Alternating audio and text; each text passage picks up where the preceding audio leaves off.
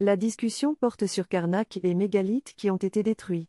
Les personnes présentes évoquent différentes perceptions et ressentis concernant cet événement.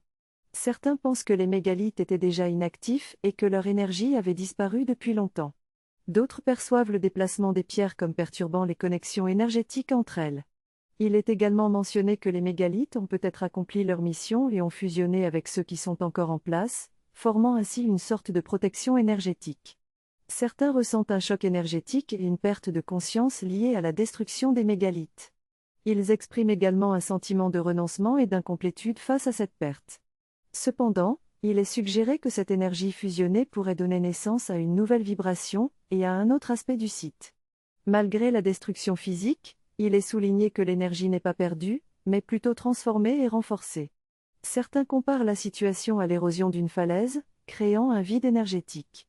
Il est noté que cette zone isolée ne semble plus en lien avec le ciel et la terre. Enfin, il est évoqué le manque d'informations préalables pour les habitants de la région.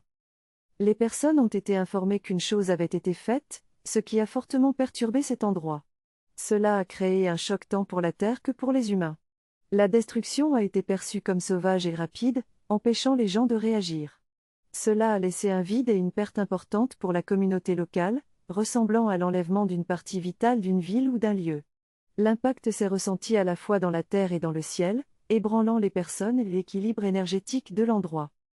L'auteur compare cette situation à l'image d'une bouche avec plusieurs dents dévitalisées en même temps, perturbant l'équilibre de l'environnement qui doit constamment compenser et rechercher un nouvel équilibre fragile et temporaire. Il souligne également le sentiment de dégoût et d'incompréhension de la population locale, qui ressent une perte énergétique et matérielle. Les pierres, qui étaient considérées comme des gardiennes d'énergie, ont été touchées par les humains, ce qui a fini par les polluer et les empêcher de rayonner leur énergie naturelle. Certains gardiens de l'endroit ont été réduits au silence, incapables d'intervenir pour protéger leur espace sacré. Le texte mentionne la présence d'êtres des étoiles qui sont venus libérer l'énergie cristalline des pierres à Karnak. Chaque gardien détient une note et chaque pierre détient une note spécifique. Il est souligné que le site de Karnak est très vibratoire, et il est exprimé une inquiétude concernant un projet de construction de Monsieur Bricolage à cet endroit. Il est également évoqué un croisement de lignes de temps à Karnak, où le temps plonge et quelque chose se lève. Les gardiens sont mentionnés comme des Lemmy SK-8 qui se sont activés pour protéger le site. Gaïa, la Terre, est perçue comme une énergie ondulante et dansante qui reprend de l'expansion. Les êtres des étoiles et Gaïa remercient les participants de les avoir entendus et soulignent que leur collaboration est essentielle pour rééquilibrer et harmoniser les lieux. Il est précisé qu'il existe une délégation en charge de servir de lien entre les êtres des étoiles et les lieux à rééquilibrer. Le texte se termine sur une note de gratitude universelle et une expression de remerciement envers les intervenantes.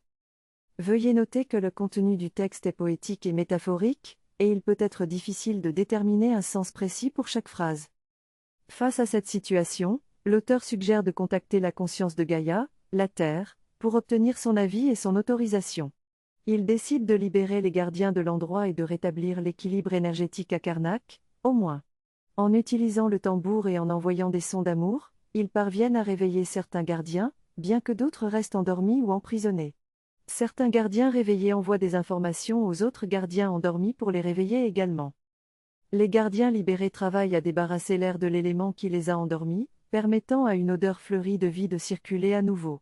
Ils ravivent le chemin qui a été perturbé, rétablissant ainsi le courage dans le cœur de l'endroit. Dans leur mélodie originelle, mais maintenant, ils peuvent élever leur vibration pour atteindre une mélodie cristalline.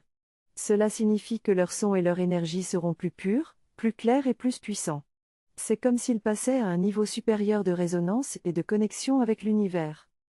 Les gardiens ressentent une grande satisfaction et gratitude pour le travail qui a été accompli.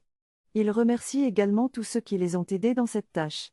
Ils sont conscients que cela n'aurait pas été possible sans la contribution de chacun.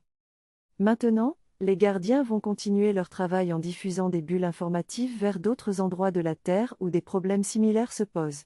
Ils espèrent réveiller les populations locales et les aider à réaliser leur propre cheminement intérieur. Il y a aussi une mention d'un brouillard opaque qui entoure certains endroits. Les bulles informatives ont du mal à passer à travers ce brouillard, mais les gardiens croient que si les gens font leur part du chemin intérieur et se réveillent, cela créera des brèches dans le brouillard, permettant ainsi aux informations de circuler plus librement. Finalement, les gardiens invitent les gens à se réunir, à jouer de la musique et à créer une symphonie harmonieuse. Ils voient cette symphonie comme un moyen de rassembler les gens et de renforcer les énergies positives. Il est suggéré que la musique peut être jouée dans différents lieux pour permettre aux gens de s'immerger dans cette harmonie et de ressentir l'énergie des gardiens. Les gardiens sont enthousiastes et attendent avec impatience leur tour pour apporter leur contribution à la symphonie. Ils croient que chaque gardien a sa propre note à jouer, et quand ils jouent tous ensemble, cela crée une harmonie puissante et soutenue. Dans l'ensemble, les gardiens sont reconnaissants pour le rétablissement de l'accord et de la symphonie, et ils continueront à travailler pour élever les vibrations et répandre leur énergie dans le monde.